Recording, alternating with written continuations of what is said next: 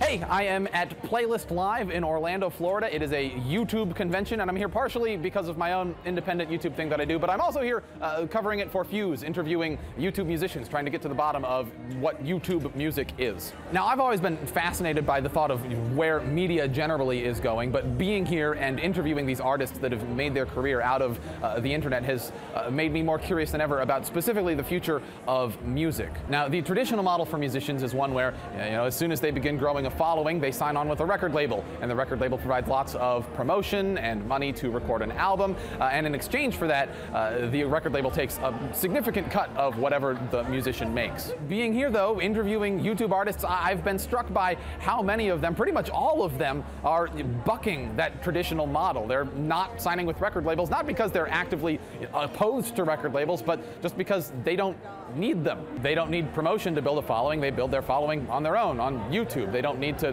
have the record label distribute physical CDs to stores. They can sell their songs through iTunes or Bandcamp, and to record the albums, if they need to raise money, they can do it through Kickstarter or even record it themselves. The technology needed to record professional sounding music is getting cheaper and cheaper and easier to use. Also striking to me has been the nature of the relationship between these YouTube musicians and their fans. The stereotypical rock star ethos is one of having a huge inflated ego, being somewhat of a diva, maybe a little bit of an ass.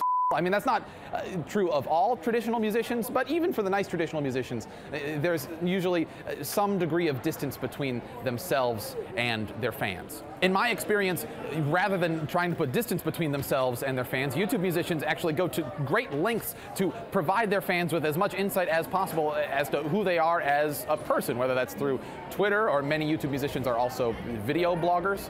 Hey, how's it going? YouTube musicians aren't opposed to interaction. They don't try to stay private. They invite interaction. But that in and of itself raises some interesting questions. I mean, are YouTube musicians who are also video bloggers strictly musicians, or are they more media personalities who just so happen to make music?